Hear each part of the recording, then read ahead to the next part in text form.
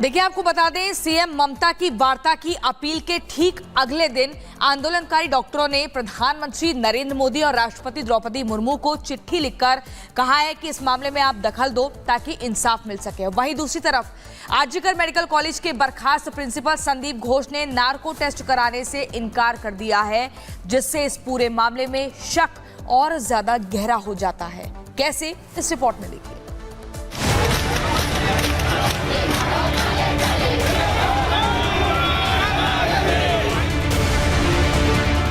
कोलकाता के RG Kar medical college अस्पताल में जूनियर डॉक्टर के रेप और मर्डर मामले में लगातार डॉक्टर्स का आंदोलन लगातार जारी है। डॉक्टरों और बंगाल सरकार के बीच डॉक्टर्स की मांगों को लेकर और प्रदर्शन खत्म करने पर सहमति नहीं बन पा रही। हालात ये हैं कि ममता बनर्जी सरकार लगातार डॉक्टर्स को आमंत्रित कर रही हैं, उनका इंतजार कर रही हैं, लेकिन डॉक्टर बंद कमरे में बात करने को तैयार नहीं। आरजीकर मेडिकल कॉलेज और अस्पताल बलात्कार हत्या की घटना पर विरोध प्रदर्शन के बीच जूनियर डॉक्टरों ने स्वास्थ्य भवन में अभया क्लिनिक नाम से क्लिनिकल शिविर शुरू किया। प्रदर्शन के साथ डॉक्टर्स इलाज भी कर रहे हैं। वहीं ममता बनर्जी के इस्तीफे वाले बयान के बाद बीजेपी अब हमलावर हो गई है। बीजेपी का कहना है कि ममता बनर्जी बस दिखावा कर रही हैं। ममता बनर्जी को न्याय दिलाने से मतलब नहीं, बल्कि आरोपियों को बचाने में ज्यादा दिलचस्पी है। ममता बनर्जी जी ने केवल और केवल निर्ममता का परिचय दिया है और लगातार जिस प्रकार से उनकी सरकार ने बेटी को न्याय दिलाओ नहीं बल्कि सबूत मिटाओ, सत्य को छुपाओ और बलात्कारी बचाओ किया है, आज केवल कोई सिंपैथी कार्ड खेलकर वो बच नहीं सकती, उनको अकाउंटेबिलिटी लेनी होगी। इधर सीबीआई भी संदीप घोष से लगातार पूछताछ कर रही है।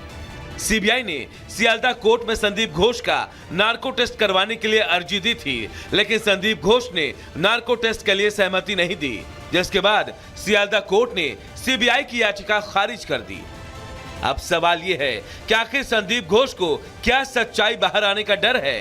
क्या संदीप को अपने राज खुलने का डर है? सीबीआई पहले ही संदीप घोष और मुख्य आरोपी संजय रॉय समेत 10 लोगों का पॉलीग्राफ टेस्ट कर चुकी है।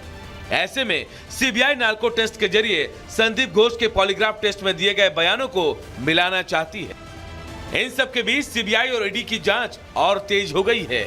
एक तरफ ईडी संदीप घोष और उसके करीबियों के ठिकानों पर लगातार छापेमारी कर रही है। ईडी को छापेमारी में घोष के घर से संपत्ति के कई दस्तावेज मिले हैं, तो वहीं दूसरी तरफ सीबीआई की जांच में संदीप घोष शिकंजे में फंसता नजर आ रहा है। Bureau report, Republic Bharat. देखिए, सवाल बड़ा है कि नार्को टेस्ट से बर्खास्त प्रिंसिपल संदीप घोष क्यों डरा हुआ है? ऐसे कौन से गुनाह है जो उसको लग रहा है कि टेस्ट के बाद सामने आ जाएंगे? और यहाँ रुकेंगे एक छोटे से ब्रेक के लिए, लेकिन खबरों का सिलसिला लगातार जारी रहेगा। बने रहिए रिपब्लिक भारत के साथ।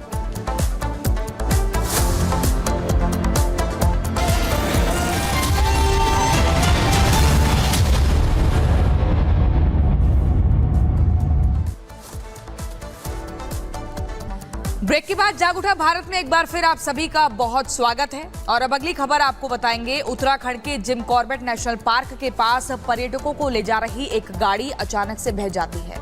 दरअसल रामगंगा नदी का जलस्तर बढ़ने के बाद वहां जो पुलिया एक जगह से दूसरे छोर तक पहुंचाती है, वो पुलिया अचानक से टूट जाती है।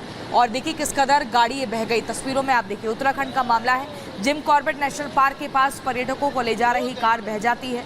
भारी बारिश की वजह से रामगंगा का जलस्तर अचानक से बढ़ गया। इसी दौरान पुलिया पार कर रही थी जो गाड़ी, वो बह जाती है। गोल घेरे के भीतर आप तस्वीर देखिए, कैसे गाड़ी देखिए बहती हुई चली गई।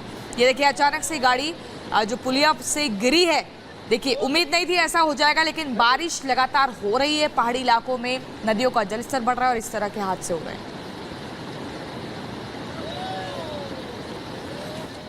और अब बिहार की बात करेंगे। बिहार के पटना से जिस तरह की खबरें सामने आ रही हैं, कुछ इसी तरीके की खबरें और वक्फ की जो करतूतें हैं, वही संशोधन की मजबूरी बन गई हैं। क्या है पूरी खबर, इस रिपोर्ट में आपको दिखाते हैं।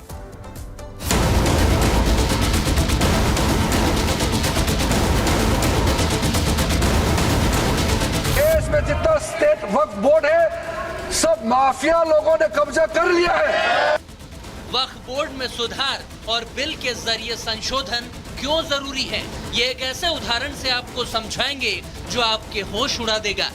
मोदी के सांसद ने खुद इसका पुख्ता सबूत दिया है, क्योंकि बिहार के एक गांव पर वक्फ ने दावा ठोककर बवाल मचा दिया है। गांव वाले हैरान हैं और गुस्से में भी। 50 साल से रह रहे हैं।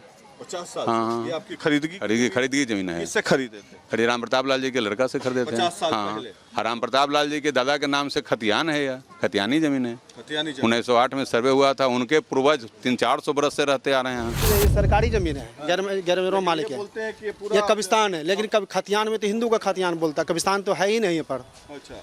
ये लोग जानबूझ, ये रास्ता था, पब्लिक रास्ता बनना था, उसको जब बार बार उसको नोटिस देके बंद कराया कि रास्ता कब्रिस्तान का जमीन है। मेरा ही था, खानदानी जमीन था। हाँ। वक्फ की इसी दादागिरी को रोकने के लिए संसदीय कमेटी एक प्लान बना रही है। इसी जेपीसी के सदस्य को गांव जाकर लोगों से मिलना पड़ा। सांसद संजय जायसवाल ने ग्रामीणों से मुलाकात की और उनके दस्तावेज देखे। वहाँ पर यह नोटिस टंगा हुआ है कि आप जमीन खाली करें, जबकि डिस्ट्रिक्ट मजिस्ट्रेट ने अपना वह नोटिस वापस ले लिया और यह बताता है कि वहाँ का जो मुतवली है वह किस सीमा तक कानून की बात नहीं मानता है। हाईकोर्ट ने स्टे लगा दिया है। उस आदमी ने सबसे पहले जितनी भी वहाँ की सरकारी ज़मीन थी सबों को अपने नाम पे करवाया। उसका सबूत मेरे पास है। 2021 में लोगों ने ऐतराज़ किया कि आप सड़क की ज़मीन और कुएं की ज़मीन आपके नाम पे कैसे, तो उन्होंने ये सारी संपत्तियां वक्फ घोषित कर दी। वक्फ बोर्ड की ऐसी ही करतूत और जबरन दावों ने वक्फ बोर्ड में संशोधन को एक मजबूरी बना दिया है। इसका सबसे बड़ा और ताजा सबूत है पटना से सटे फतुआ के इस गांव का मामला, जिस पर वक्फ ने दावा कर दिया है। जबकि जिस गांव पर वक्फ ने दावा किया है उस गांव का नाम ही गोविंदपुर है। यहाँ पर 90% आबादी हिंदुओं की है और 10% लोग मुस्लिम समाज के रहते हैं। इस गांव की जमीनें करीब 1910 से हिंदुओं के नाम पर दर्ज है, लेकिन बिना सबूतों के ही वक्फ ने इस जमीन पर अपना दावा ठोक दिया और कहा कि 30 दिनों में लोग गांव खाली कर दे। वक्फ के नाम इस जमीन की रजिस्ट्री का दावा 1959 का किया जा रहा है, लेकिन अब 2024 में वक्फ इसे खाली कराने को कह रहा है। जबकि आरटीआई से पता चला है कि सुन्नी वक्फ बोर्ड ने जो कागजात दिखाए हैं उसमें वो कॉलम ही खाली छोड़ दिया जिसमें जमीन दान करने वाले का नाम देना होता है। यानी वक्फ को ये जमीन किसने दान दी बोर्ड को भी नहीं पता।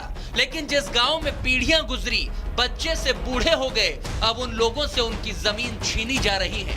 ग्रामीणों ने वक्फ की दबंगई के खिलाफ गुहार तो कलेक्टर से भी लगाई, मगर राहत नहीं मिली। तब जाकर मोदी के एक प्रस्ताव से उम्मीद की किरण मिली है। बीजेपी सांसद ने गांव वालों को भरोसा दिलाया है कि जेपीसी के सामने खड़े होकर उनके हक की बात कहलवाई जाएगी। मैं निश्चित तौर पर अपने अध्यक्ष जी के पास जाके अपील करूंगा कि हम सभी वक्फ बोर्डों को सुन रहे हैं, सभी उनसे संबंधित सरकार के विभागों को सुन रहे हैं। इनसे पीड़ित लोगों की भी सुनवाई जरूर होनी चाहिए। हर हालत में इस तरह के लोग जिनके साथ इतना बड़ा घोटाला और धांधली, क्योंकि यह तो बेचारे रिट में चले गए, पर बहुत सारे ऐसे गरीब हैं जो रिट में जा नहीं सकते हैं। हाईकोर्ट में कितने लोग सक्षम है रिट करने के। वक्फ को जो ये अधिकार मिला है कि जहां हाथ रख दो वो जमीन उसकी हो जाती है, फिर आप लगाते रहिए वक्फ ट्रिब्यूनल के चक्कर, क्योंकि कोर्ट जाने का रास्ता तो बंद है। इसी में तो सरकार बदलाव करना चाहती है, मगर कुछ लोगों को ये भी मंजूर नहीं है। Bureau report, Republic Bharat.